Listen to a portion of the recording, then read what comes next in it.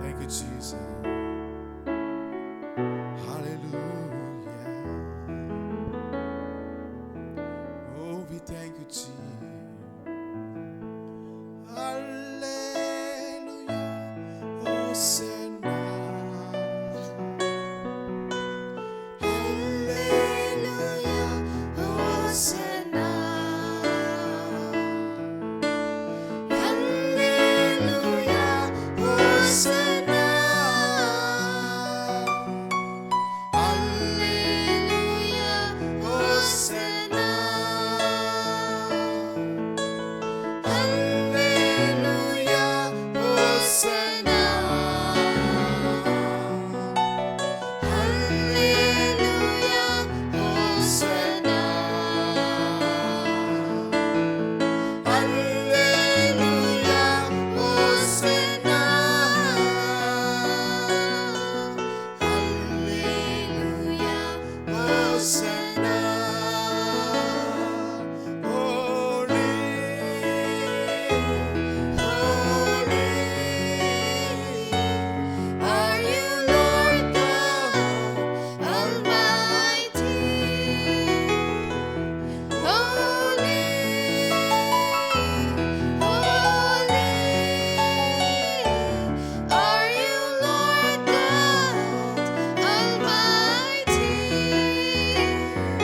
Worthy is the Lamb, worthy is the Lamb, you are holy. Worthy is the Lamb, worthy is the Lamb, you are holy. Pavitra, pavitra, तू ही सर्वशक्तिमान प्रभु है। पवित्र, पवित्र, तू ही सर्वशक्तिमान प्रभु है। तू ही राजा है, तू ही राजा है।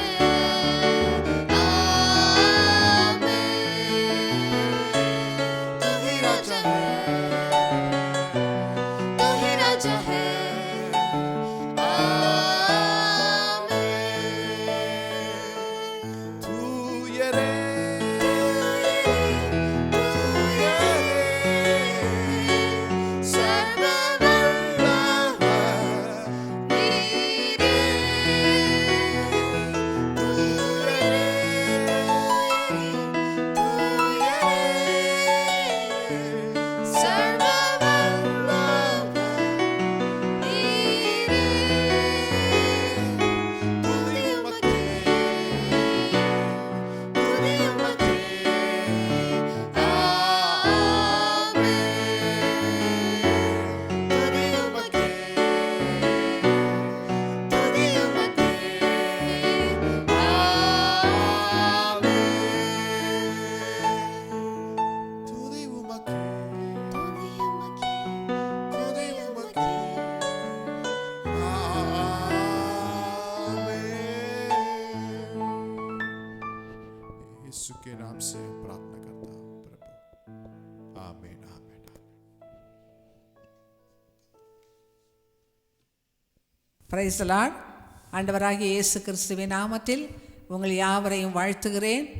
கர்த்தருடைய வார்த்தையை பகிர்ந்து கொள்வதில் மிகவும் சந்தோஷம். आप இப்பொழுது நாம் सबको प्रभु यीशु मसीह के नाम से हम स्वागत करते हैं। परमेश्वर के वचन को बांटने में मैं बहुत ही आनंदित हूँ।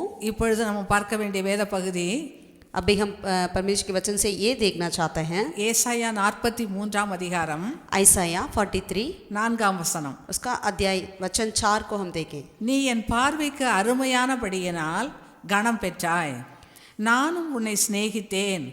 ஆதலால் உனக்கு பதிலாக மனுஷனையும் உன் ஜீவனுக்கு ஈடாக ஜனங்களையும் கொடுப்பேன். मेरी दृष्टि में तू अनमोल और प्रतिष्ठित ठहरा है और मैं तुझसे प्रेम रखता हूँ, इस कारण मैं तेरी संति मनुष्यों को और तेरी प्राण के बदले में राज्य राज्य के लोगों को दे दूंगा। இந்த நாளிலே நாம் பார்க்க வேண்டிய பகுதி, நீ என் பார்வைக்கு அருமையானபடியினால் கனம் பெற்றாய். आज हम इन वचन पर ध्यान देना चाहते हैं कि मेरी दृष्टि में तू अनमोल और प्रतिष्ठित ठहरा है। மனுஷனை தேவன் உண்டாக்கும் போது ஒரு நல்ல கனத்துக்குரியவனாய் உண்டாக்கினார். जब परमेश्वर ने मनुष्य को बनाए थे, सृष्टि करते थे, तब एक आदन्य एक सम्मान के रूप में उन्हें बनाया है। சங்கீதம் 8:5 வாசிக்கிறோம். भजन 8 का 5वें आयत में हम इस तरह पढ़ते हैं, மகிமையினாலும் கனத்தினாலும் அவனை முடிசூட்டினீர் என்று வாசிக்கிறோம். यहाँ पर हम ये देखते हैं, क्योंकि तूने उसको परमेश्वर से थोड़ा ही कम बनाया और महिमा और प्रताप का मुकुट उसके सिर पर रखा है। காரணம், ஆதாமை உண்டாக்கும் போது தேவன் தம்முடைய சாயல் தம்முடைய ரூபத்தின்படி உண்டாக்கி அவருக்குள்ள இருந்த எல்லா கணம் மகிமை பரிசுத்தம் அன்பு எல்லா திவ்ய சுவாபங்களையும் அவனுக்குள்ள நிரப்பி தான் உண்டாக்கினார். जब परमेश्वर आदम को सृजे थे, परमेश्वर ने अपने स्वरूप में अपने रूप में उन्हें बनाया और उनको अपनी महिमा प्रताप सारे जलाल और प्यार सारी बातें अपने में जो था उन सबको उनके अंदर भी रखा था। தேவனுடைய எல்லா சிருஷ்டிப்புகளிலும் மனித சிருஷ்டிப்பு விசேஷமான சிருஷ்டிப்பு. परमेश्वर की सारे सृष्टि में से बेहतरीन सृष्टि जो है वो है इंसान। ஆதாம் ஏவாளை உண்டாக்கி அவர்களை ஆசீர்வதித்தார். ஆண்டு கொள்ளுங்கள் என்று சொல்லி எல்லாவற்றையும் ஆண்டு கொள்ளும்படி ஒரு ஆளுகைக்குரிய ராஜா மாதிரி தேவன் உண்டாக்கினார். जब परमेश्वर आदम को बनाए थे, परमेश्वर ने उनको राज्य करने के लिए, यानी एक राजा के तौर पे उनको सारे राज्य करने के लिए उन्हें बनाया है। ஆனால் பிசாசு சத்துரு மனுஷனுடைய எல்லா ஆசீர்வாதங்களையும் இழக்கும்படி அன்றைக்கு ஏதேன் தோட்டத்துக்குள்ளே புகுந்து தேவனுடைய கட்டளையை மீறும்படி செய்தான். लेकिन शैतान जो है परमेश्वर की सारे आज्ञाओं को तोड़ने के कारण बना और आदम वाटिका के अंदर घुसकर उस आदम को उन्होंने बिगाड़ दिया। அந்த கற்பனையை மீறும் போது, அந்த பழத்தை சாப்பிட வேண்டாம் என்று சொன்ன பழத்தை சாப்பிட்ட போது அவன் வஸ்திரத்தை மகிமையை இழந்தான், கனத்தை இழந்தான், பயம் வந்து விட்டது, தோட்டத்தை விட்டு தள்ளப்பட்டான், தேவ சமூகம் அவனை விட்டு போய்விட்டது. जब आदम ने परमेश्वर की आज्ञा को ना माना था, तब उन्होंने अपने वस्त्र को यानी महिमा को उन्होंने खो दिया था, परमेश्वर के राज्य को उन्होंने खो दिया था और आदम वाटिका से परमेश्वर की उपस्थिति से उन्होंने बाहर आ गया था। சுவிசேஷம் மார்க்கில் நம்ம வாசிக்கிறோம், 6000 லேகியோன் பிசாசு பிடித்த மனுஷன் அவன் வீட்டில் தரித்திருக்க மாட்டான், வஸ்திரம் தரித்திருக்க மாட்டான், சாப்பிட மாட்டான், அப்படி தன்னை உடம்பை கீறி கொள்ளுவான், கல்லறைகளில் சுடுகாட்டில் உட்கார்ந்து ஒரு பிசாசை விட மோசமான ஒரு நிலைமையில காணப்பட்டான். जब हम मरकुस सुसमाचार में पढ़ते हैं, वहाँ पर एक व्यक्ति था जिनके अंदर एक लेगियोन 6000 शैतान थी। उन्होंने अपने वस्त्र नहीं पहनता था, अपने आप को वो घायल किया करता था और कब्रिस्तान में बैठा रहता था, इस तरह उन्होंने रहता था। ஆனால் நம்முடைய தேவனாகிய கர்த்தர் இழந்து போனதை தேடவும் ரட்சிக்கவுமே மனுஷகுமாரன் உலகத்தில் வந்தேன் என்கிறார். लेकिन हमारा प्रभु परमेश्वर जो खोए को ढूंढने के लिए ही संसार में वो आए थे। நம்முடைய நாம் இழந்து போன கணம் மகிமை எல்லா ஐஸ்வர்யம் கணம் ஏன்மை எல்லாவற்றையும் தர நம்முடைய ஆண்டவர் வல்லவராய் இருக்கிறார். हमारा परमेश्वर सामर्थ्य है कि हमने जो कुछ खोया है, आदर सम्मान महिमा जलाल सब कुछ हमें वापस लौटाने के लिए बहुत सामर्थ्य है, योग्य है। 1 நாளாகமும் 4ஆம் அதிகாரம் 9ஆம் 10ஆம் வசனத்தில் வாசிக்கிறோம். हम पहला इतिहास की किताब उसका अध्याय 4 में 9 और 10 आयत में इस तरह हम पढ़ते हैं, யாபேஸ் என்கிற ஒரு மனுஷனை பற்றி வாசிக்கிறோம். यानी यापेस करके एक व्यक्ति के बारे में पढ़ते हैं। அந்த யாபேசனுடைய தாய் அந்த யாபேசை दुखतोड़े பெற்றாள் என்று வாசிக்கிறோம். यहाँ पर ये लिखा है, जब उनकी माँ ने उनको जन्म दे रही थी तब उन्होंने बड़ी पीड़ित होकर उत्पन्न किया करके। அந்த குடும்பத்தில் எப்படிப்பட்ட துக்கம் ஏற்பட்டது என்று நம்மளால அதை விவரிக்க முடியாது. शायद हम विवरण नहीं कर सकते हैं उस परिवार में किस तरह से दुख हुआ है करके। ஆனால் அந்த யாபேஸ்ங்கிற பிள்ளை பிறந்தபோது அந்த குடும்பத்துல ஒரு மிகுந்த துக்கம் உண்டாயிற்று. लेकिन जब यापेस की जन्म हुई तब वो परिवार में बहुत दुख था। அந்த 9ஆம் 10ஆம் வசனத்துல வாசிக்கிறோம், जैसे 9 और 10 आयत में देखते हैं, யாபேஸ் தன் சகோதரரை பார்க்கிலும் கனம் பெற்றவனாய் இருந்தான். அவன் தாய் நான் துக்கத்தோடே அவனை பெற்றேன் என்று சொல்லி அவனுக்கு யாபேஸ் என்று பெயரிட்டான். और यापेस अपने भाइयों से अधिक प्रतिष्ठित हुआ और उसकी माता ने ये कहकर उसका नाम याबेस रखा कि मैंने इसे पीड़ित होकर उत्पन्न किया. அந்த ஸ்திரீ என்ன துக்கத்துல இருந்தாலும் தெரியல, ஆனா துக்கத்தோடே பெற்றேன் என்று சொல்லி யாபேஸ் என்று பெயரிட்டதை வாசிக்கிறோம். हम नहीं जानते हैं वो स्त्री कैसा पीड़ित थी करके, लेकिन यहाँ पर वचन में लिखा है उन्होंने मैं पीड़ित होकर इसको उत्पन्न किया करके. துக்கம் நிறைந்தவன், यानी दुख से கண்ணீர் நிறைந்தவன், आंसुओं से பாடுகள் அனுபவிக்கிறவன், बहुत सारा कष्ट उठाने वाला, ஆனாலும் அவனுடைய எல்லா காரியங்களையும் கர்த்தர் தலையிலாய் மாற்றி விட்டார். उनकी सारी बातों को परमेश्वर ने उलट पलट कर दिया है. இந்த வார்த்தையை கேட்டுக்கொண்டிருக்கிற நீங்கள் கூட इस वचन को सुनने वाले आप भी உங்களுடைய வாழ்க்கையில் கஷ்டம், கண்ணீர், பிரச்சனை, வேதனை இதன் மத்தியில் கடந்து போகலாம். यदि आप भी अपने जीवन में कष्ट, दुख, आंसुओं के बीच में गुजरते क्यों ना हो, ஆனால் அந்த யாபேஸ் ஒரு காரியத்தை செய்தான் பாருங்க. लेकिन यापेस ने एक बात को किया था. 10ஆம் வசனத்தில் வாசிக்கிறோம். 10वीं आयत में देखते हैं, யாபேஸ் இஸ்ரவேலின் தேவனை நோக்கி, தேவரீர் என்னை ஆசீர்வதித்து என் எல்லையை பெரிதாக்கி உமது கரம் என்னோடு இருந்து தீங்கு என்னை துக்கப்படுத்தாதபடி அதற்கு என்னை விலக்கி காத்தருளும் என்று வேண்டிக் கொண்டான். அவன் வேண்டிக் கொண்டதை தேவன் அருளினார் என்று சொல்லிவிட்டு யாபேஸ் தன் சகோதரை பார்க்கிலும் கனம் பெற்றவனாய் இருந்தான் என்று சொல்லப்படுகிறது. ஹல்லேலூயா, हालेलुया. यहाँ पर 10वीं आयत में इस तरह हम पढ़ते हैं, और यापेस ने इजराइल के परमेश्वर को ये कहकर पुकारा कि भला होता कि तू मुझे सचमुच आशीष देता और मेरा देश बढ़ाता और तेरा हाथ मेरे साथ रहता और तू मुझे बुराई से ऐसा बचा रखता कि मैं उससे पीड़ित ना होता. और जो कुछ उसने मांगा वह परमेश्वर ने उसे दिया करके हम वचन में पढ़ते हैं. इसके बाद लिखा है वचन में, और यापेस अपने भाइयों से अधिक प्रतिष्ठित हुआ करके. हालेलुया. இந்த நாட்களிலே துக்கமும் துயரமும் மக்களை வாட்டும் போது, வதைக்கும் போது அவர்கள் தற்கொலைக்கு நேராய் போய்விடுகிறதை பார்க்கிறோம். इन दिनों में हम ये देखते हैं कि जब लोग दुख से, कष्ट से तकलीफ उठाते हैं तो वो तुरंत अपने आप को आत्महत्या कर लेते हैं. ஏன் பிறந்தோம் என்று சொல்லி அநேகர் அங்கலாய்க்கிறதை கேள்விப்படுகிறோம். हम कई लोग इस तरह बोलते हुए सुनते हैं कि अरे मेरा जन्म क्यों हुआ. ஆனால் உங்களுடைய வாழ்க்கையில் துக்கங்களும் துயரங்களும் வரும்போது அந்த யாபேசை போல நீங்க இஸ்ரவேலின் தேவனாகிய கர்த்தரிடத்தில் வரும்போது உங்கள் துக்கத்தை எல்லாம் அவர் சந்தோஷமாய் மாற்ற வல்லவராய் இருக்கிறார். आमीन. जब आप अपने जीवन में दुख कष्ट से गुजरते हैं, आप भी यापेस के समान उस इजराइल के परमेश्वर के और पुकारेंगे तो जरूर इजराइल का परमेश्वर आपके सारे दुखों को, तकलीफ को वो बदल डालेंगे. சில மக்களுடைய வாழ்க்கையில பார்க்கிறோம், துக்கங்களும் துயரங்களும் பிரச்சனைகளும் வரும்போது அவங்க தேவனை நாடி வர முடியாது, ஜெபிக்க முடியாது, வேதத்தை வாசிக்க முடியாது, தேவனுடைய காரியங்களில் ஆராதனைக்கு வர முடியாது, முன்னேற முடியாது.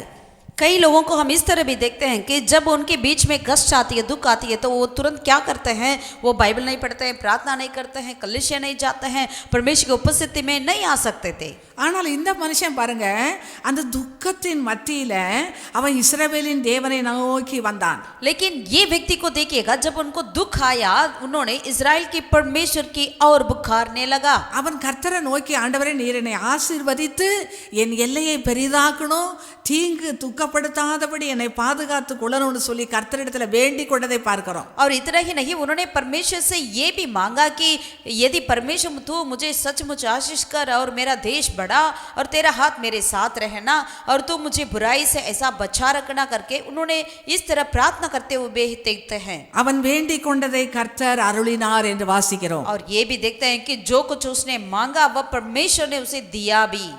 அருமையான கர்த்தருடைய பிள்ளைகளே, प्रभु के प्यारे लोगों, இதை கேட்டுக்கொண்டிருக்கிற மக்களே, इस वचन को सुनने वाले, உங்களுடைய வாழ்க்கையில எப்படிப்பட்ட துக்கத்தின் மத்தியில போனாலும் यदि आप अपने जीवन में कैसे भी நீங்க दुख से भरे தேவனிடத்தில் हुए क्यों ना வாருங்கள், हो, நீங்க தேவனிடத்தில் வாருங்கள், आप परमेश्वर के पास आइए, அவரிடத்துல வேண்டிக் கொள்ளுங்கள். उनके पास आप मांगिए. அவருக்கு பேரே ஜெபத்தை கேட்கிற தேவன். उनका नाम ही प्रार्थना को सुनने वाला परमेश्वर है. நம்முடைய ஜெபத்திற்கு பதில் கொடுக்கிறவராய் இருக்கிறார். वो हमारी प्रार्थना को उत्तर देते हैं. நாம் நினைப்பதற்கும் வேண்டிக் கொள்வதற்கும் மிகவும் அதிகமாய் அவர் கிரியை செய்கிறவராய் இருக்கிறார். मांगने से, प्रार्थना करने से अधिक वो क्रिया करने वाला परमेश्वर பாருங்க, है. அவன் வேண்டிக் கொண்டதை கர்த்தர் கேட்டது மாத்திரமல்ல, யாபேஸ் தன் சகோதரை பார்க்கிலும் கனம் பெற்றவனாய் போயிட்டான். यहाँ पर हम देखते हैं कि जो कुछ उन्होंने मांगा है केवल परमेश्वर उसे नहीं दिया, वरन वचन में लिखा है यापेस अपने भाइयों से अधिक प्रतिष्ठित हुआ. உங்களையும் கனப்படுத்துக தேவன் வல்லவராய் இருக்கிறார். आपको भी परमेश्वर सम्मान देने के लिए, प्रतिष्ठित करने के लिए सामर्थ्य है. பிசாசு நம்மளை கனவீனப்படுத்துகிறவன், शैतान जो है हमें अपमान करता है, அவமானத்தை உண்டாக்குறவன், वो हमारे बीच में निंदा को ले आता है, நிந்தையை கொடுக்கிறவன். वो अपमान करता है. அன்னாளுடைய வாழ்க்கையில கூட அவமானங்களும் நிந்தைகளும் துக்கங்களும் அந்த சமயத்தில் அவள் தேவாலயத்தில் போய் ஜெபித்த போது கர்த்தர் அவளுடைய ஜெபத்தை கேட்டு ஒரு சாமுவேலை கொடுத்தார் பாருங்க. जब अन्ना के जीवन में देखते हैं तब वो अपमान से, निंदा से भरी हुई थी, तब उन्होंने परमेश्वर के भवन में जाकर प्रार्थना करी, विनती करी. परमेश्वर ने उनकी प्रार्थना सुनकर उनके लिए एक शामुएल को दिया है. நீதிமொழிகள் 8:18 வாசிக்கிறோம். नीति वचन 8:18 में देखते हैं, ஐஸ்வர்யமும் கனமும் நிலையான பொருளும் நீதியும் என்னிடத்தில் உண்டு என்று ஆண்டவர் சொல்கிறார். परमेश्वर कहते हैं धन और प्रतिष्ठा मेरे पास है, वरन ठहरने वाला धन और धर्म भी है. நம்ம ஒரு காரியத்துக்காக தான் ஆண்டவர்கிட்ட போவோம். हम एक चीज के लिए प्रभु के पास जाते ஆனா हैं, திரும்பி வரும்போது பல ஆசீர்வாதங்களோடு வருவோம் பாருங்க. लेकिन जब हम वापस लौट कर आते हैं तो कई ज्यादा आशीष के साथ हम वापस आते हैं. ஐஸ்வர்யம் கிடைக்குது, हमारे ऐश्वर्य मिलता है, கனமும் கிடைக்குது, आदर मिलता है, நிலையான பொருள் और ठहरने वाला நீதி धन அவரிடத்தில் உண்டு. और धर्म भी है. அந்த 12 வருஷம் பெரும்பாடு உள்ள ஸ்திரீ சுகத்துக்காக தான் போறா. जब 12 वर्ष से लघु से पीड़ित थी वो स्त्री जब चंगाई के लिए प्रभु के पास गई तो, ஆனா இயேசு அவளை பார்த்து மகளேன்னு சொல்றாரு. लेकिन यीशु मसीह उन्हें देखकर हे मेरे पुत्री.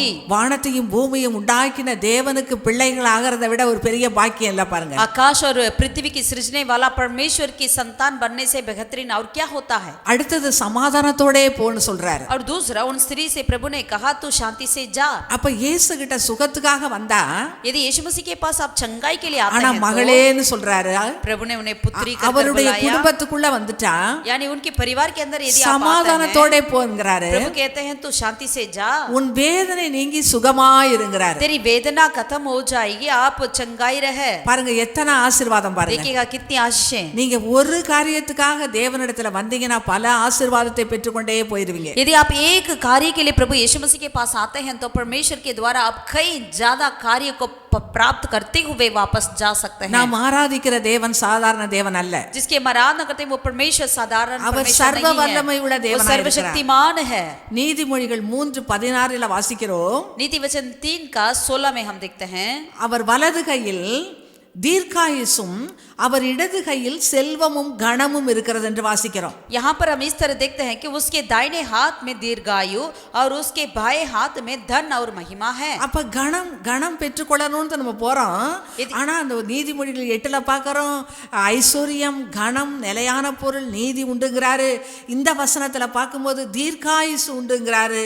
அவர் இடது கையில் செல்வமும் கனமும் இருக்கிறதுங்கிறாரு. ஆமென் आमीन. यहाँ हम देखते हैं परमेश्वर के पास हम यदि आदर के लिए, सम्मान के लिए जाते हैं तो जैसे कि नीति वचन में हमने देखा है वहां पर हमारे लिए ठहरने वाला धन हमारे लिए है और धर्म भी है. और यहाँ पर हम देखते हैं इस वचन में दीर्घायु भी है करके परमेश्वर हमें इन सारी चीजों को देते हैं. ஆமென். எந்த மனுஷனையும் பிரகாசிப்பிக்கிற மெய்யான ஒளியாய் இருக்கிறார். किसी भी मनुष्य को प्रकाशित करने वाला वो जीवित, वो सच्चाई का वो ज्योति वही है. எபேசியர்ல வாசிக்கிறோம் இருளின் அதிகாரத்தினின்று நம்மை ஒளியின் ராஜ்யத்துக்கு கொண்டு வருகிறவராய் இருக்கிறார். इफिसियों की पत्री में देखते हैं अंधकार के राज्य में से हमें अपनी अनंत ज्योति के राज्य में ले आता है. இருளின் ராஜ்யம்ங்கிறது பிசாசுனுடைய ஆளுகையை குறிக்கிறது. यानी अंधकार का राज्य की मतलब शैतान का राज्य है. இருளுக்குள்ள பயம் உண்டு.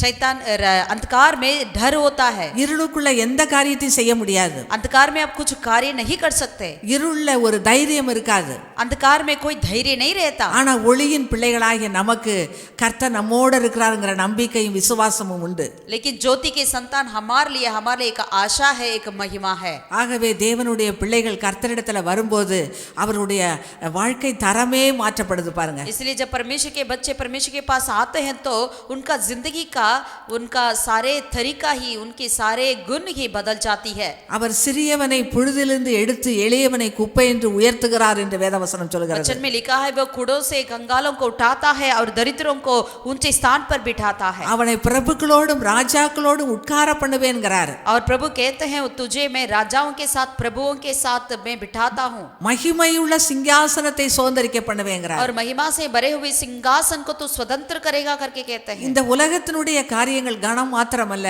इस संसार के कार्य केवल सम्मान இந்த ही உலக नहीं, ஐஸ்வர்யம் மாத்திரமல்ல, इस संसार का धन ही नहीं, உலக பொருட்கள் மாத்திரமல்ல, इस संसार की चीजें ही नहीं, ஒரு மறுமைக்கு, ஒரு நித்திய ஜீவனுக்கு, நித்திய வாழ்க்கைக்கு நம்மளை கொண்டு போகிறவராயிருக்கிறார். एक अनंत जीवन, एक दूसरे जिंदगी पर हमें ले जाने वाला प्रभु है। ஆகவே இந்த கால வேளையில அருமையான தேவனுடைய பிள்ளைகளே, इस सवेरे के समय प्रभु के प्यारे लोगों, நீங்க இஸ்ரவேலின் தேவனிடத்துல வாருங்கள். आप इजराइल के परमेश्वर के पास आइए, அவரிடத்துல உங்க பிரச்சனைகளை சொல்லுங்கள். उन्हीं के पास अपनी सारी परेशानियों को அவர் बताइए, பிரச்சனைகளை மாற்ற वो வல்லவராயிருக்கிறார். आपकी परेशानियों को बदलने के लिए सामर्थ्य உன் है। பாரத்தை என்மேல் வைத்து விடுங்கிறார். अपना बोझ मुझ पर डालो करके वो कहते அவர் हैं, உங்களை விசாரிக்கிறவர் ஆனபடியினால் உங்கள் கவலைகளை எல்லாம் அவர் மேல் வைத்து விடுங்கள் என்கிறார். वो आपके प्रति ख्याल करते हैं, इसीलिए आपकी सारी चिंताओं को उनके ऊपर डाल दो करके वो कहते हैं। அடுத்த காரியத்தை பார்க்கிறோம்.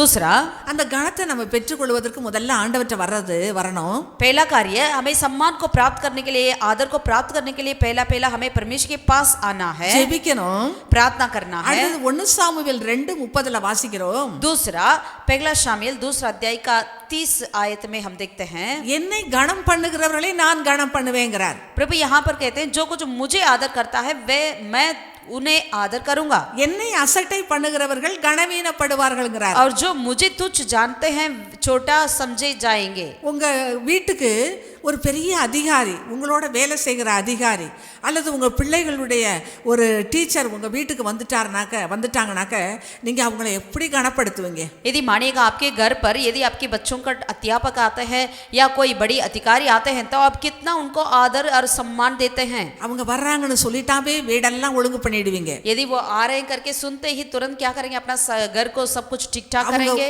அவங்க உட்காருவதற்கு நல்ல ஒரு சேரை ஆயத்தம் பண்ணுவீங்க. उनके बैठने के लिए अच्छा सा एक कुर्सियों को तैयार करेंगे। அவங்களுக்கு குடிப்பதற்கு நல்ல உயர்தரமான பானத்தை நல்ல கிளாஸ்ல நீங்க எடுத்து வைப்பீங்க. उनको पीने के लिए अच्छे ग्लास में बिल्कुल अच्छी वस्तुओं को तैयार करेंगे। உங்க வீட்ல இருக்கிறதுல எல்லாத்துலயும் சிறந்ததை நீங்க அவங்களுக்கு கொடுப்பீங்க. यानी अपने घर में जो श्रेष्ठ कार्य है उन्हें ही उसको देते हैं। அப்ப அந்த உலக பிரகாரமான ஒரு மனுஷன் வரும்போதே அவ்வளவு கனப்படுத்துவீங்கனாக்க, यदि एक संसारिक व्यक्ति आपके घर पर आते हैं, आप इतना सम्मान उन्हें करते हैं, तो வானத்தையும் பூமியும் உண்டாக்கின, உங்களையும் என்னையும் உண்டாக்கின, நம்மை ஆளுகை செய்கிற அந்த தேவனுக்கு எவ்வளவு கனத்தை கொடுக்க வேணும் நம்ம. जो आकाश और पृथ्वी को बनाए हैं वो परमेश्वर के लिए हमें कितनी आदर करना चाहिए। அவர் நம்ம கனப்படுத்தணும்னு அவர் எதிர்பார்க்கிறார். वो चाहते भी हैं हम उनको आदर करें।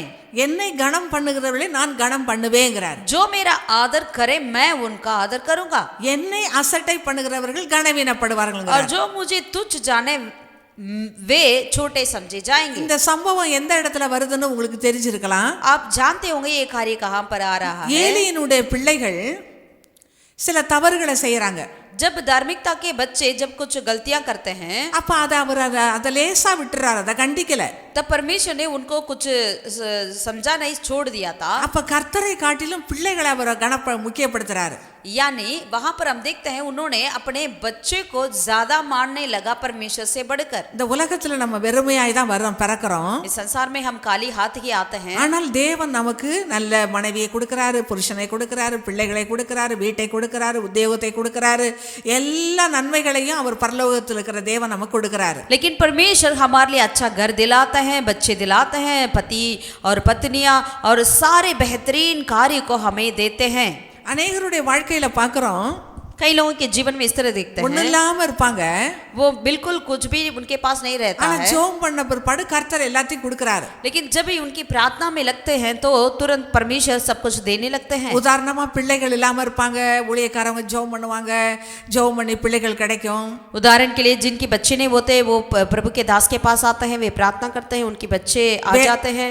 வேலை இல்லாம இருப்பாங்க, நல்ல ஜெபம் பண்ணி ஊழியக்காரங்க வேலையை கிடைப்பாங்க, जैसे கொடுப்பாங்க. उनकी नौकरी नहीं होती, लेकिन जब उन्होंने परमेश्वर के दास के ஆனா द्वारा வேலை கிடைச்ச பிற்பாடு ஆராதனைக்கு வர்றதை விட்டுட்டு கூட வேலைன்னு ஓடிடுவாங்க. नौकरी तो मिल जाता है, लेकिन जब नौकरी मिलने के बाद वो क्या करते हैं, जो नौकरी करके आराधनालय आने से भी छोड़ देते हैं। பிள்ளைகள் பிறந்த உடனே ஆராதனைக்கு வர்றதை பார்க்க முடியாது. बच्चे जन्म के बाद जो आराधना के आने के लिए रुक जाते हैं. அப்ப என்ன ஏன் வரலன்னு கேட்டாக்க அந்த பிள்ளை தொந்தரவு பண்ணுதுங்க பாஸ்டர், இந்த பிள்ளைய வச்சுக்கிட்டு என்னால இருக்க முடியல அப்படி சாக்கு போக்கு சொல்லுவாங்க. यदि हम पूछेंगे क्यों आराधना में नहीं आया करके तो वो कहते हैं अरे बच्चे इतना तंग करते हैं करके इस तरह बोलने लगते हैं. அப்ப கர்த்தருடைய வார்த்தையை நம்ம கனம் பண்ணாம கர்த்தர் கொடுத்ததை நம்ம கனம் பண்ணும்போது அது ஆண்டவருக்கு எவ்வளவு துக்கமா இருக்கும் பாருங்க. यानी परमेश्वर की आदर करने के बजाय जो परमेश्वर के द्वारा दिया हुआ कार्य को चीजों को हम आदर करने लगते हैं तो ये कितनी दुख की बात हो जाती है परमेश्वर के लिए. ஆகவே அருமையான கர்த்தருடைய பிள்ளைகளே, इसीलिए परमेश्वर के प्रिय लोगों, ஆண்டவரை கனம் பண்ணுவதில் முந்திக் கொள்ளுங்கள். परमेश्वर की आदर करने में हम आगे हो जाएं. அவரை கனம் பண்ணும்போது அவர் நம்மை கனப்படுத்துகிறவராய் இருக்கிறார். जब हम परमेश्वर को आदर करते हैं तो वो हमें भी आदर करेंगे. நீதிமொழிகள் 3:7-8-9 வாசிக்கிறோம்.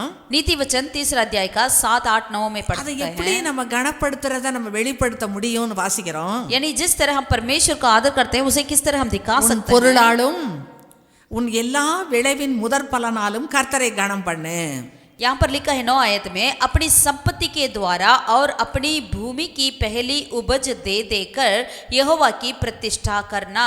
அப்பொழுது உன் களஞ்சியங்கள் பூரணமாய் நிரம்பும். इस प्रकार तेरे खत्ते भरे और पूरे रहेंगे. உன் ஆலைகளில் திராட்சை ரசம் புரண்டோடுங்கிறார். और तेरे रस गुंडों से नया दाख मधु उमड़ता रहेगा. அப்ப கனப்படுத்துறத நம்ம எப்படி வெளிப்படுத்துறதுன்னு சொன்னாக்க, यानी परमेश्वर को आदर करने के कार्य को किस तरह हम दिखा सकते हैं. நம்ம ஒண்ணு இல்லாம இந்த உலகத்துல பிறந்தோம். जब हम खाली हाथ इस संसार में जन्म ஆனா होगा, கர்த்தர் நமக்கு சில காரியங்களை கொடுக்கும்போது, लेकिन जब परमेश्वर हमें सारे कार्य को देखते हैं அதை तो கர்த்தருக்கென்று நம்ம கொடுக்கும்போது उन कार्य को हमें वापस परमेश्वर के लिए जब समर्पण करते हैं, கர்த்தரை கனம் பண்ணுவதற்கு அது அடையாளமா இருக்கு. यानी वो कार्य जो है परमेश्वर को प्रतिष्ठा करने की वो समान हो जाती है. அப்ப நம்ம கர்த்தர் கொடுத்த பொருளாலும் எல்லா விளைவின் முதற் பலனாலும் கர்த்தரை கனம் பண்ணு என்று வேதவசனம் சொல்கிறது. यानी अपनी संपत्ति के द्वारा और अपनी भूमि की पहली उपज दे देकर यहोवा की प्रतिष्ठा करना. கர்த்தரை கனப்படுத்தி கொடுக்க கொடுக்க கர்த்தர் நம்ம வாழ்க்கையை ஆசீர்வதிக்கிறவராய் இருக்கிறார். यदि हम परमेश्वर को ऐसे आदर कर कर सम्मान कर कर प्रतिष्ठा कर कर कर हम कार्य को परमेश्वर के लिए देते हैं तो वो हमें भी आदर करते பாருங்க, இந்த हैं. வசனத்துல இப்படி கனம் பண்ணும்போது அப்பொழுது என்ற வார்த்தை வருது. जैसे इस वचन में लिखा है जब आप इस तरह परमेश्वर को आदर करते हैं प्रतिष्ठा करते हैं तो इसी प्रकार करके यहाँ लिखा है. சில வாயினால மாத்திரம் ஆண்டவரை துதிப்பாங்க, சொல்லுவாங்க, ஜெபிப்பாங்க, ஆனா தன்னுடைய கிரியையினால வெளிப்படுத்த மாட்டாங்க. कुछ लोग अपने मुंह से ही परमेश्वर को आदर करते हैं लेकिन अपनी क्रिया में नहीं. அப்ப அப்பொழுது உன் களஞ்சியங்கள் பூரணமாய் நிரம்பும். लेकिन यहाँ लिखा है तब इसी प्रकार तेरे कत्थे भरे और पूरे रहेंगे உன் ஆலைகளில் திராட்சை ரசம் புரண்டு ஓடும் और என்கிறார். तेरे रस गुंटों से नया दाख मधु उमड़ता रहेगा. இந்த வார்த்தை ஒருவேளை இஸ்ரவேல் தேச ஜனங்களுக்கு பொருந்தும். ये वचन शायद इजराइल लोगों के लिए होगा शायद. ஆனா நமக்கு ஒரு உதாரணமா சொல்றேன் வச்சுக்கோங்களேன். நீங்க அரிசி வைக்கிற டப்பா டின்னு, எண்ணெய் வைக்கிற பாத்திரம், உங்களுடைய மாவு பாத்திரம், உபாகமத்தில் அப்படிலாம் இருக்குல்ல, உன்னுடைய எல்லாத்தையும் நான் ஆசீர்வதிப்பேங்கிறார். जैसे कि लेकिन हमारे प्रति बोलना है तो हमें ये कह सकते हैं आपकी जो चावल रखते हैं या आटा रखते हैं या तेल रखते हैं वो डिब्बे सब भरे पूरे रहेंगे. ஆகவே கர்த்தருடைய பிள்ளைகள் கர்த்தரை எந்தெந்த விதத்தில் கனப்படுத்த வேண்டும் என்று அவர் எதிர்பார்க்கிறாரோ அப்படியெல்லாம் கனப்படுத்தும் போது நம்ம வாழ்க்கையில் ஒரு பெரிய ஆசீர்வாதங்கள் உண்டாகுது. तो इसीलिए जिन जिन बातों में हमें परमेश्वर के बच्चे परमेश्वर का आदर करना है प्रतिष्ठा करना है उन बातों में हमें प्रतिष्ठा करना चाहिए. அடுத்த வசனம் 1 நாளாகமம் 16:27 வாசிக்கிறோம். अगला हम वचन पढ़ेंगे पहला इतिहास का किताब. மகிமையும் கனமும் அவர் சமூகத்தில் இருக்கிறது. महिमा और आदर उसकी उपस्थिति में है. 1 நாளாகமம் 29:12 पहला इतिहास का 29 का 12 में ஐஸ்வர்யமும் கனமும் உம்மாலே வருகிறது என்று சொல்லி ஜெபிக்கிறார். ऐश्वर्य और आदर आपकी ओर से मिलता है करके वो कहते இந்த हैं. வசனங்களை பாருங்க, அவர் சமூகத்தில் மகிமையும் கனமும் உண்டு. उनकी उपस्थिति में महिमा और அந்த प्रतिष्ठा है. சங்கீத புஸ்தகத்துல வாசிக்கிறோம், மகிமையினாலும் கனத்தினாலும் ஒரு அந்த மனுஷனை முடிசூட்டி இருந்தார். और भजन में हम देखते हैं कि महिमा से और प्रतिष्ठाता से उनको मुकुट बनाया करके देखते हैं। முடி சூட்டி இருக்கிறதுனா ஒரு ராஜாவுக்கு தான் முடி சூட்டப்பட்ட மன்னனா நம்ம சொல்லுவோம். मुकुट मतलब वही एक राजा के लिए मुकुट दिया जाता है। அப்ப தேவ சமூகத்துல நம்ம இருக்கும்போது यानी परमेश्वर की उपस्थिति में जब हम रहते நம்ம हैं, மகிமையினாலும் கனத்தினாலும் ஒரு ராஜாவாய் ஒரு ராணியை போல தேவன் நம்மளை ஒரு உயர்ந்த உன்னதமான ஒரு ஸ்தலத்துல தேவன் நம்மளை வைத்திருக்கிறார். यानी परमेश्वर हमें महिमा से आदर से प्रतिष्ठाता से यानी एक राजा के तौर पे हमें रख देते हैं। எழுத்தின்படி ஒரு ராஜா ராணி நான் சொல்லல நானு, यानी लिखित के जैसा हम एक राजा रानी की बात नहीं कर रहे हैं। எபேசியர் புத்தகத்துல வாசிக்கிறோம், एफिसियों की पत्री में पढ़ते हैं, அவரோடு கூட எழுப்பி உன்னதங்களில் நம்மளை அவரோடு உட்கார பண்ணி இருக்கிறார் என்று வாசிக்கிறோம். वचन में लिखा है और आप उनके साथ आपको भी जिलाया और उनके साथ आपको भी बिठाया गया करके लिखा है। ஒரு தேவனுடைய பிள்ளையினுடைய ஸ்தானமே வேற ஒரு ஸ்தானம் பாருங்க. यानी एक परमेश्वर की संतान की बच्चे की स्थान स्टेटस ये कुछ अलग है। நம்ம உன்னதமான மக்களுடைய பிள்ளைகள், हम ऐसे स्वर्गीय परमेश्वर की संतान है, ஏன்னா நம்முடைய தேவன் உன்னதமான தேவன். क्योंकि हमारा परमेश्वर एक स्वर्गीय அவர் परमेश्वर है, உன்னதங்களில் வாசம் பண்ணுகிற वो தேவனாய் स्वर्ग இருக்கிறார். में वास करने वाला है। 91ஆம் சங்கீதத்துல வாசிக்கிறோம், உன்னதமானவரின் சர்வ வல்லவருடைய நிழலில் தங்குவான் என்று வாசிக்கிறோம். वचन 91 में हम पढ़ते हैं वो परमेश्वर आकाश और पृथ्वी की बनाए उस परमेश्वर उनके पंखों तले हमें रखते हैं। ஆகவே அருமையான கர்த்தருடைய பிள்ளைகளே, इसलिए परमेश्वर के प्रिय बच्चों, கனமும் ஐஸ்வர்யமும் இந்த வார்த்தை சேர்ந்தே வருது பாருங்க. यानी धन और महिमा ये दोनों शब्द मिलकर ही आती है। கனமும் மகிமையும் என்ற வார்த்தை சேர்ந்தே வரும். और धन और महिमा ऐश्वर्य ये सारे मिलकर ही आती है। உங்களுடைய வாழ்க்கையின் எல்லா நேரத்திலையும் அவரை கனப்படுத்த நீங்க பழகிக் கொள்ளுங்க. आप अपनी जिंदगी की हर स्थिति में परमेश्वर को प्रतिष्ठिता करना सीखें। ஒவ்வொரு நாளும் காலையில எழும்புறோன கர்த்தரை நல்லா துதிங்க, ஆராதிங்க, கர்த்தரை கனப்படுத்துங்க. हर एक दिन सवेरे भोर को उठते ही परमेश्वर को आदर करिए, उनके अच्छे से स्तुति महिमा करिए। கர்த்தரை காட்டில உங்க வேலையையோ உங்களுடைய பிள்ளைகளையோ மற்ற காரியங்களையோ முதலிடம் வைக்கவே வேண்டாம். परमेश्वर को छोड़कर और किसी कार्य को या अपने बच्चों को आगे ना रखें। ஆகவே இந்த கால வேளையில கர்த்தர் உங்களை கனப்படுத்துகிறவராய் இருக்கிறார். इस सवेरे के समय परमेश्वर आपको आदर करना चाहते हैं। சங்கீதம் 90:14 வாசிக்கிறோம், भजन 90 का 14 आयत में देखते हैं, ஆபத்தில் நானே அவனோடு இருந்து அவனை தப்புவித்து அவனை கனப்படுத்துவேன்கிறார். यहाँ पर लिखा है उसने मुझे स्नेह किया है इसलिए मैं उसका छुड़ाऊंगा, मैं उसके ऊंचे स्थान पर रखूंगा क्योंकि उसने मेरे नाम को जान लिया है। அது 90ஆம் சங்கீதத்துல அந்த உன்னதமானவருடைய மறைவுக்குள்ள அவருடைய செட்டைகளுக்குள்ள இருக்கும்போது நமக்கு என்னென்ன ஆசீர்வாதங்கள் உண்டு என்பது நமக்கு எல்லாமே தெரியும். हम सब अच्छे से जानते हैं 91 भजन में जो लिखा है, जो परम प्रधान का छाए हुए स्थान में बैठा रहता है उनके लिए क्या क्या आशीषें मिलता है करके हम अच्छे से जानते பக்கத்துல हैं। 1000 பேர் இடது பக்கத்துல வந்தாலும் வாதை வந்தாலும் பொல்லாப்பு நேரிட்டாலும் என்ன வந்தாலும் அவர் நம்மோட கூட இருக்கிற தேவன். ऐसा लिखा है उस वचन में, तेरे निकट 1000 या तेरी दाहिने और 10,000 गिरेंगे परंतु वह तेरे पास ना आएगा, परंतु तू अपनी आंखों से दृष्टि करेगा, तेरे डेरे के निकट कोई हानि नहीं आएगी क्योंकि परमेश्वर तेरे साथ है। ऐसे कई आशीष को देखते हैं। அப்படியே இந்த ஆபத்துகள் நிறைந்த உலகத்தில் நம்ம வாழுகிறோம். ऐसे ही इस विपत्तियों से भरा हुआ इस संसार में हम जीते हैं। அப்படி ஆபத்தான இக்கட்டான நேரத்தில ऐसे दुख ऐसे संकट के समय में நாம் அவரை நோக்கி கூப்பிடும்போது हम परमेश्वर की ओर पुकारते हैं तो ஆபத்தில் அவரை தப்புவித்து நம்மை கனப்படுத்துகிறவராய் இருக்கிறார். उस विपत्तियों के समय परमेश्वर हमें बचा के रखेंगे और हमें सम्मान करेंगे। அப்ப நம்மளை தப்புவிக்கிறது மாத்திரமல்ல, அடுத்தாப்புல நம்மளை கனப்படுத்துகிறவராய் இருக்கிறார். यानी केवल हमें बचाते ही नहीं वरन हमें आदर भी करते हैं। ஒருவன் எனக்கு ஊழியம் செய்தால் பிதாவானவர் கனம் பண்ணுவார்னு சொல்றார். वचन में लिखा है, यदि कोई मेरा सेवा करे तो मेरा पिता उन्हें आदर करेंगे। அருமையான கர்த்தருடைய பிள்ளைகளே, प्रभु के प्रिय लोगों, ஏதோ தேவைகளுக்கு ஆண்டவர்ட்ட வர்றது மாத்திரமல்ல, केवल कुछ जरूरतों के लिए प्रभु के पास आना इतना नहीं, உங்களுக்கு சில பிரச்சனைகள் மாறணும் வரதில்ல, आपकी परेशानियां बदलना करके नहीं, ஒவ்வொருத்தரும் ஆண்டவருக்கு ஊழியம் செய்யணும். हर एक व्यक्ति हमें परमेश्वर की सेवा करनी ஊழியம் है। செய்கிறவன் ஊழியத்திலும் போதிக்கிறவன் போதிக்கிறதிலையும் புத்தி சொல்லுகிறவன் புத்தி சொல்லும் தரித்திருக்க கடவன் என்று வேதவசனம் சொல்லப்படுகிறது. वचन में लिखा है जो सेवा करना है वो सेवा में लगे रहें, जो सिखाना है वो सिखाए, दूसरों के सिखाने में लगे रहें और जो अपनी जो भी कार्य करना है उसमें लगे रहें करके वचन में लिखा है। சபையில் இருக்கிற ஒவ்வொருத்தருக்கும் கர்த்தர் ஒரு ஊழியத்தை வைத்திருக்கிறார். कलीसिया के हर एक व्यक्ति के लिए परमेश्वर कुछ सेवा को रखे हैं। உங்களுக்கு எந்த ஊழியத்தை வைத்திருக்கிறார் என்பதை அறிந்து நீங்க அதை செய்யணும். आपके लिए जो भी रखा है उस सेवकाई क्या है करके आपको जानकर उसे करना आवश्यक है। அப்படி கர்த்தருக்கென்று ஊழியம் செய்யும் போது கர்த்தர் உங்களை கனம் பண்ணுகிறவராயிருக்கிறார். यदि आप ऐसे परमेश्वर के लिए सेवा किया करेंगे तो परमेश्वर जरूर आपको आदर करेंगे. இயேசு உலகத்துல வாழ்ந்த நாட்கள்ல பாருங்க, जब यीशु मसीह संसार में जी रहे थे उस वक्त देखिएगा சீஷர்கள் எல்லாம் மீன் பிடிக்கிறவங்க, படிப்பு இல்லாதவங்க, ஒரு சிலரை அப்படிதான் ஆண்டவர் தெரிந்து கொண்டார். कुछ ऐसे उनके चेले इस तरह थे, कोई मछुए थे, कोई अनपढ़ थे, इसी लोगों को ही प्रभु ने चुन लिया था. லூக்கா மாத்திரம் வைத்தியர். केवल लूक ही एक वैद्य थे. ஆனா அந்த மீன் பிடிக்கிறவங்களை தெரிந்து கொண்டு அவங்களை எப்படி ஆண்டவர் கனப்படுத்தியிருக்கார் பாருங்க. लेकिन देखिएगा जो मछुओं को प्रभु ने चुनकर उनको किस तरह आदर किया है.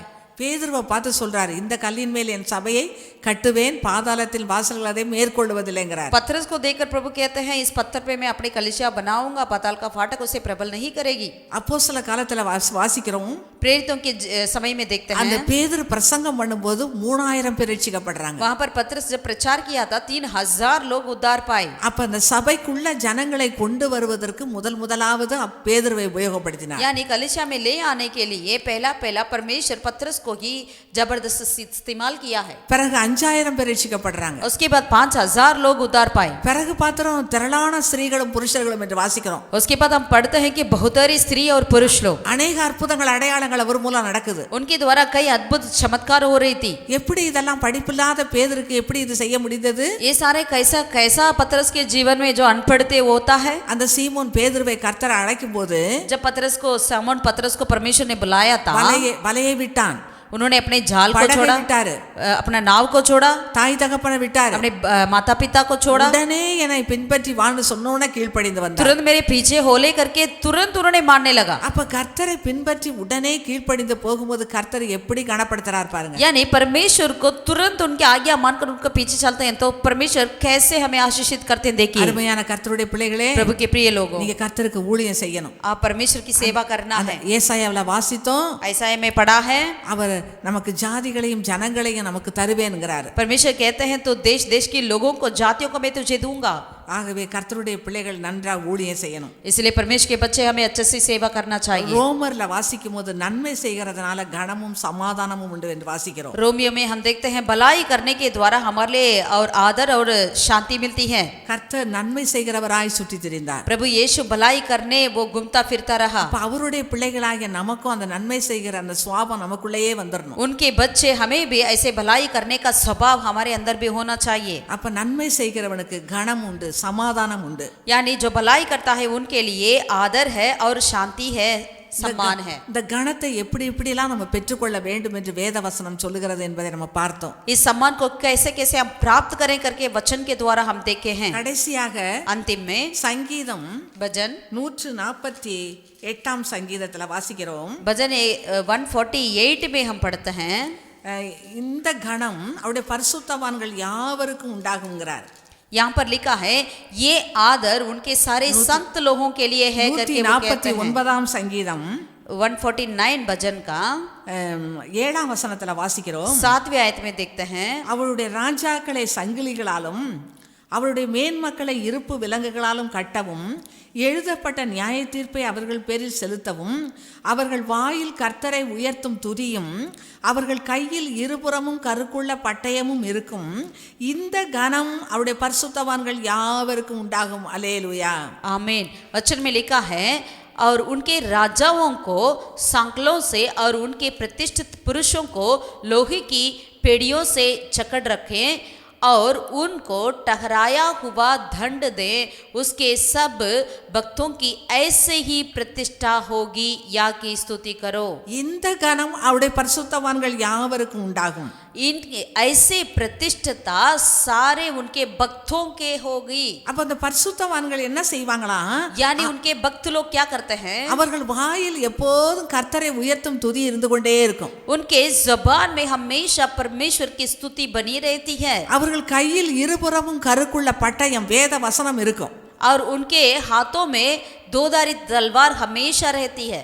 அந்த கணம் அவர்களுக்கு இருக்கும்போது, जब ये आदर उनके लिए होता है तो அந்த 6ஆம் வசனத்திலிருந்து வாசிக்கிறோம் பாருங்க, ஜாதிகளிடத்தில் பழி வாங்க முடியும், ஜனங்களை தண்டிக்கிறவரும், அவர்கள் ராஜாக்களை சங்கிலிகளாலும் அவருடைய மேன்மக்களை இருப்பு விலங்குகளாலும் கட்டவும், எழுதப்பட்ட நியாய தீர்ப்பை அவர்கள் பேரில் செலுத்தவும் முடியும். तब वो लिखा है वे अन्य जातियों को पलटा ले सकें और राज्य राज्य के लोगों को ताड़ना दें और उनके राजाओं को सांकलों से और उनके प्रतिष्ठित पुरुषों को लोहे की पेड़ियों से जकड़ रखें। அதாவது இதனுடைய அர்த்தம் என்னன்னாக்க, मतलब क्या है? இந்த உலகத்துல अनेक அதிகாரங்கள் இருக்குது.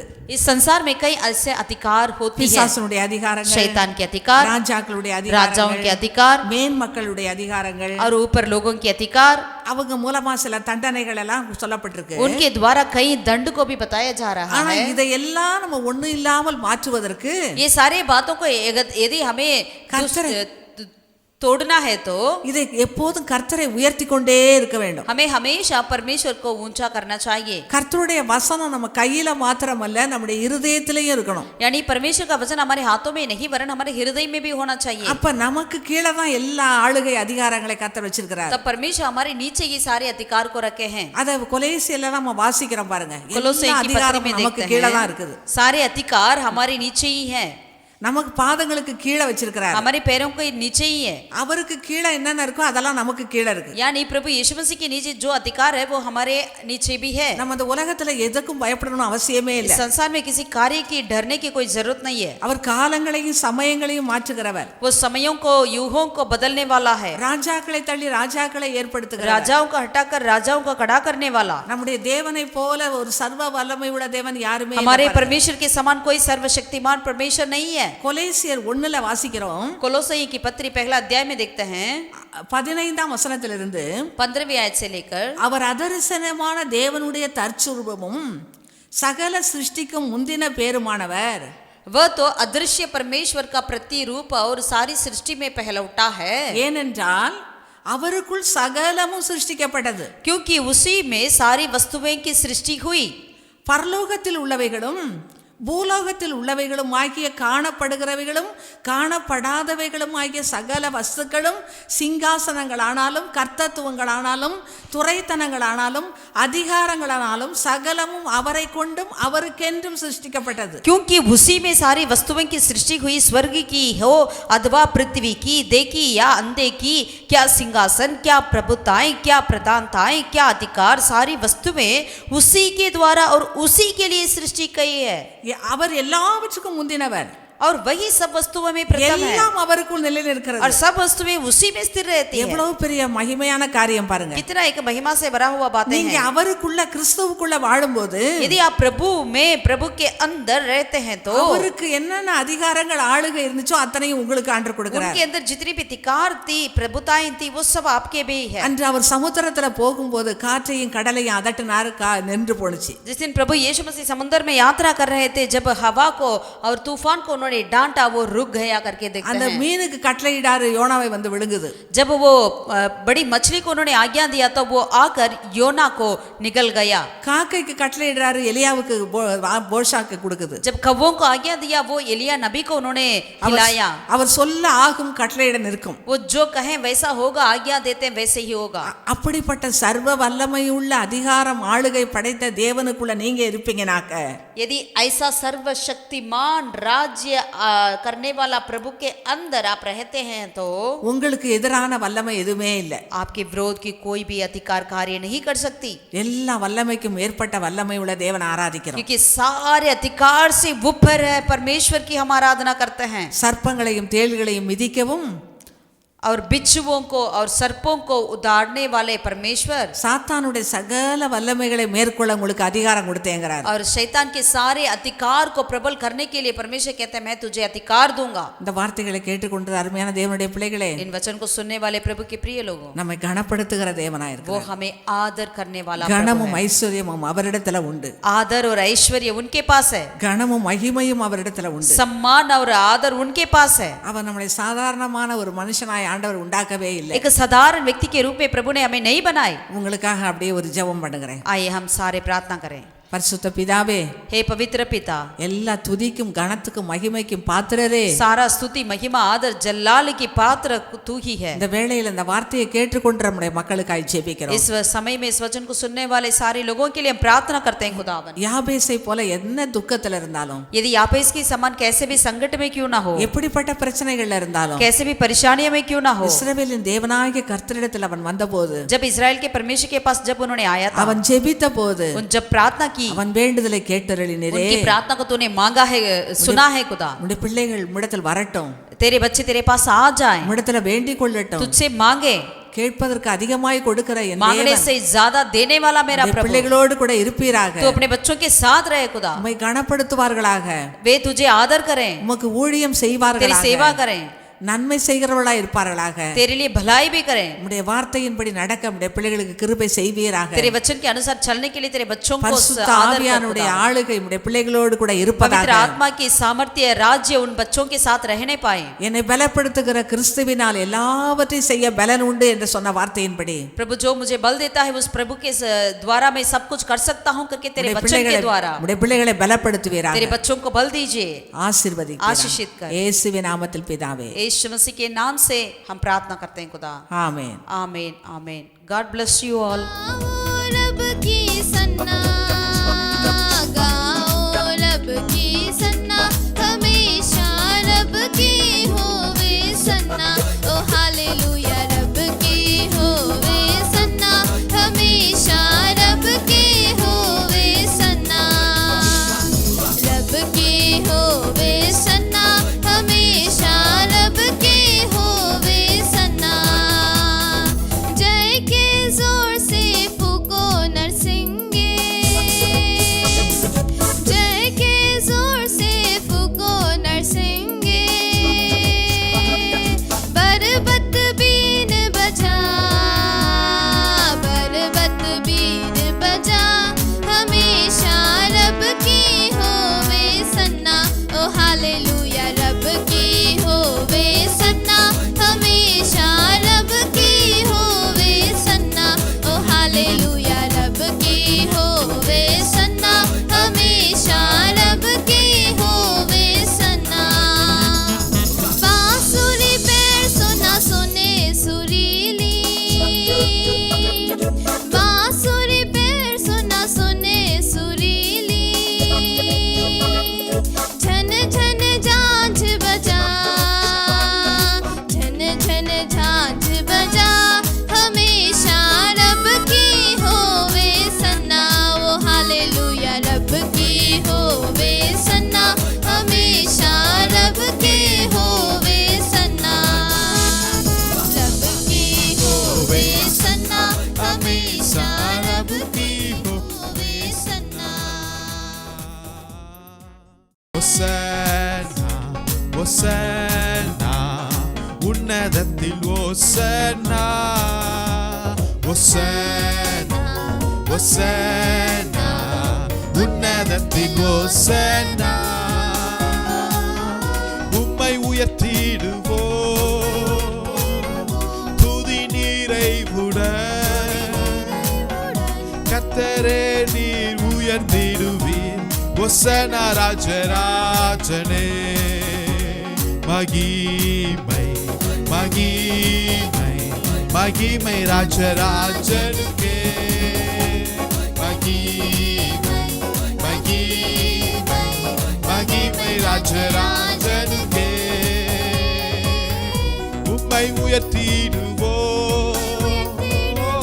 துதி நிறைவுடன் கர்த்தரே நீர் உயர்த்திடுவீர். மகிமை ராஜராஜனுக்கே. துதி நிறைவுடன், துதி நிறைவுடன் கர்த்தரே நீர் உயர்த்திடுவீர். மகிமை ராஜராஜனுக்கே.